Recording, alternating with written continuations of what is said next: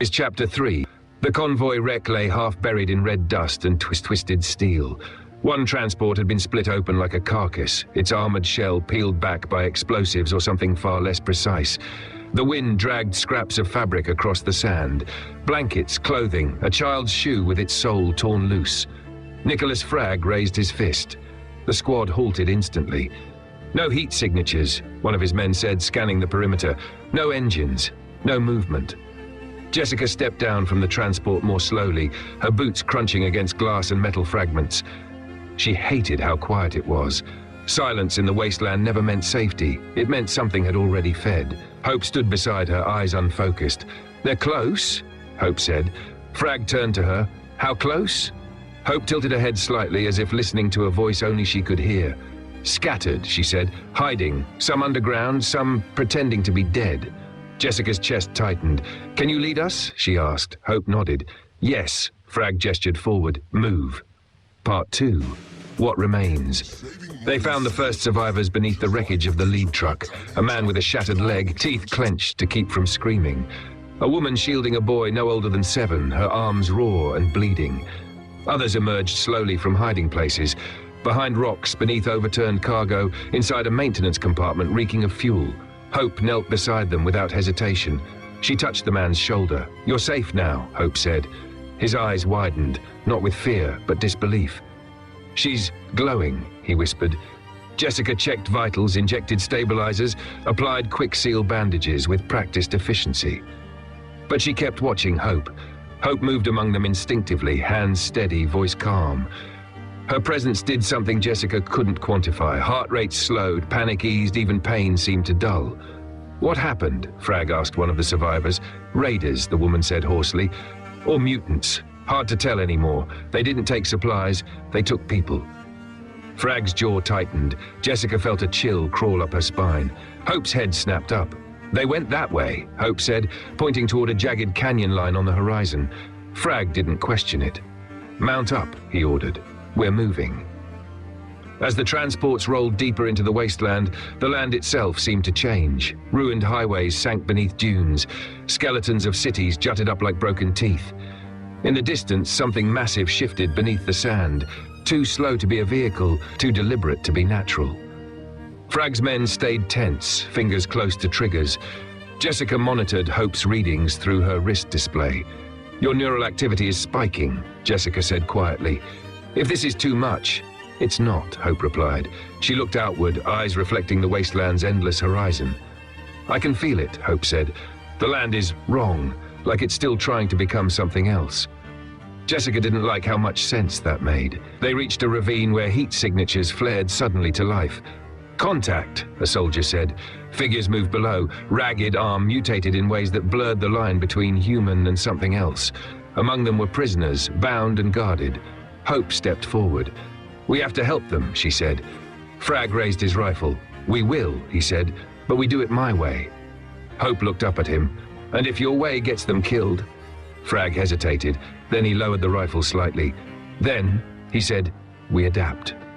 X-86 goes live across Noveria, screens flickered. The familiar chime of X-86, Wasteland Inc.'s all-encompassing broadcast channel, echoed through homes, bars, transit hubs, and smart lenses. SOAS Forest appeared, perfectly framed, perfectly lit. "Good evening, Noveria," she said warmly. "Tonight, we're proud to share something special." Behind her, the X-86 logo dissolved into dynamic visuals, stylized wastelands, heroic silhouettes, digital overlays. Wasteland Inc. is launching a revolutionary new AI-driven video game experience, SOAS continued. One that blends reality, simulation, and community in ways never before possible. Comments streamed faster than the system could display them. "This is a live test," SOAS said, smiling conspiratorially. "An evolving world designed to push the limits of our new nano-sync technology." The words live test sounded exciting, exclusive. No one questioned them. "And alongside this experience," SOAS said, "we're developing a brand new original series." The screen shifted. A symbol appeared. A stylized figure standing against the wasteland sun, Hope. "A story about survival," SOAS said. "About strength. About bringing light into the darkest places." She clasped her hands together. "Casting for the role of Hope is now open. Selected participants will appear in minor roles, community segments. and interactive storylines. She paused just long enough to let anticipation build. The most action-packed moments, Suez added smoothly, will feature our real-world Hope, captured live, streaming directly into the experience. Merchandise links appeared instantly. Figures, clothing, accessories, children's toys. Hope, already packaged, already sold. Part 5. Unseen Truths. Back in the ravine, gunfire erupted. Frag's men moved with brutal efficiency, weapons barking as mutants fell. Hope watched, eyes wide, but she didn't freeze. She ran, straight toward the captives. Jessica shouted her name, but Hope was already there, tearing bindings free, shielding a man as a shot rang out too close. Something inside Hope shifted, not violently, purposefully. She raised her hand. The nearest mutant collapsed, convulsing as if its nervous system had simply shut down. Frag stared. Jessica forgot to breathe. Hope helped the survivors stand. "We have to go," Hope said. "More are coming." As they retreated, Sky Prime tracked everything from orbit. Net Prime recorded every data point. And across Noveria, millions watched a game announcement, unaware that somewhere beyond the screen, Hope was already becoming real. The ravine burned. Explosions lit the canyon walls in violent flashes as Frag's men pulled back with the survivors. Weaponized transports roared to life, turrets spitting controlled bursts that drove the remaining mutants into cover. Above it all, unseen by anyone on the ground, Net Prime activated Project Sandbox, Love Layer. Across Noveria, millions of nano-synced users felt it before they understood it. A subtle shift, a pulse behind the eyes. HUD elements bloomed into existence, transparent, elegant. Live event in progress. Objective: rescue and escape rewards available. Viewpoints snapped into place. Cameras, drones, satellites, soldier optics, Hope's own biosensors fed directly into the system. People weren't watching anymore. They were inside it. Port City never sleeps. Rain slicked the streets of Port City, neon signs bleeding color into puddles like oil spills. Inside a smoke-filled bar, a black and white broadcast flickered to life on an old cathode screen, stylized, grainy, deliberately retro. A trench-coated news anchor leaned toward the camera. "Looks like Wasteland Inc.'s newest toy just went live," he said dryly. "Some kind of Wasteland hero fantasy."